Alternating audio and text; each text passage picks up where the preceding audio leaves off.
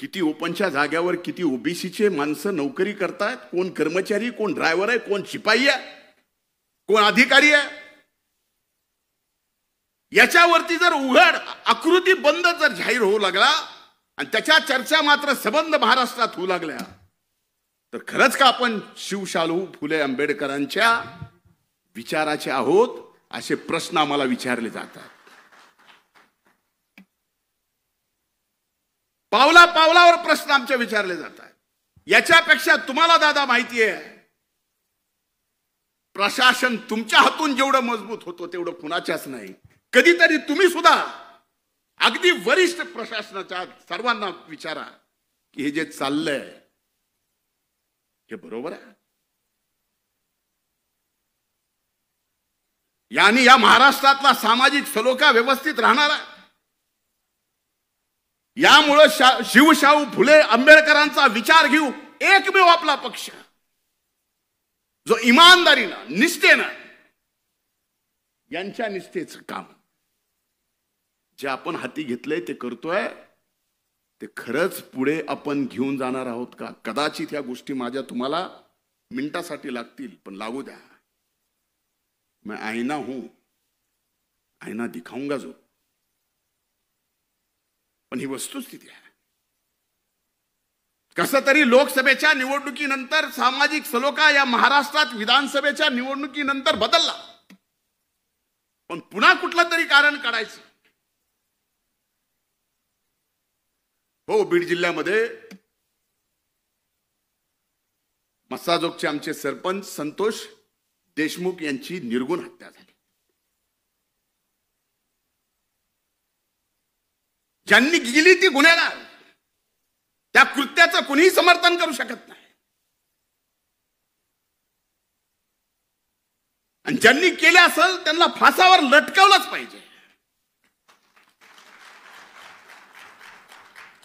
आज प्रत्येक जाती धर्मात 5-10% गुन्हेगार आहेतच.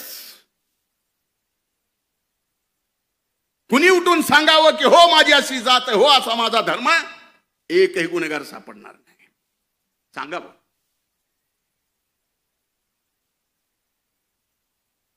पण त्या 5-8 गुन्हेगारांच्या मुळे उभ्या महाराष्ट्रामध्ये जर मीडिया ट्रायल होत असेल एका जातीचे ओबीसीचं, तर लोक आता एवढे राहिले नाही.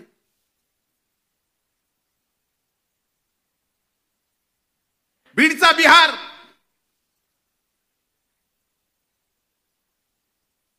परळीत तालिबान. आम्हाला दुःख होत नाही. आमचा बीडचा बिहार अर्ध्याच्या वर 6 महिने ऊस तोडायला तुमच्याकडे असतो, त्याचा बिहार केला जातो. आणि कुणी महायुतीतल्या आपल्या पक्षातल्या लोकांनी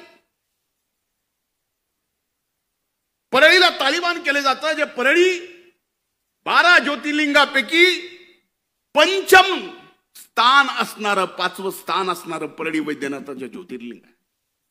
दादा, काही दिवसानं शिवरात्री आहे. लाखो भाविक या देशातले तिथं दर्शनाला येतात.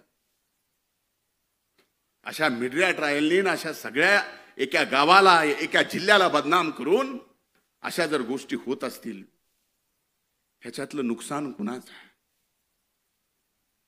भले आम्ही राजकारणात राहू नाही, संपू, पण पिढ्याना पिढ्या पुढच्या तुम्हा मला कधीच विसरणार नाहीत. ही काय करून ठेवते.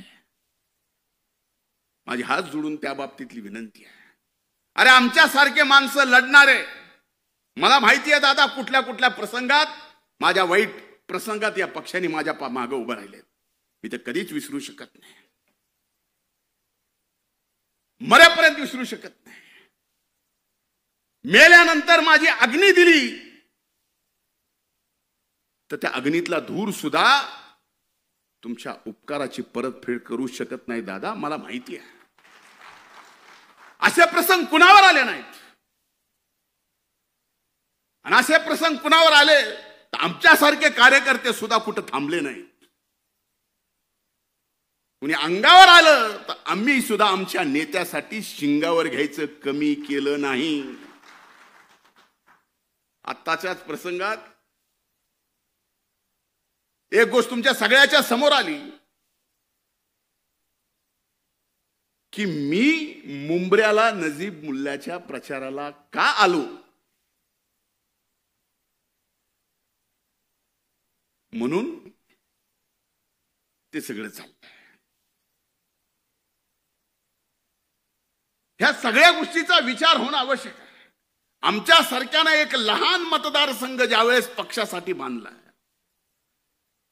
लहान, ज्या गावामध्ये दादा तुमच्या हाताला हात धरून तुमच्या सोबत आलो, त्यावेळेस त्या गावात आम्ही ज्यावेळेस दगड खाल्ले, 5 वर्ष लागू दिले नाही, तुमचा फोटो लावून त्या गावात ग्रामपंचायत राष्ट्रवादी काँग्रेस पक्षाची आणली.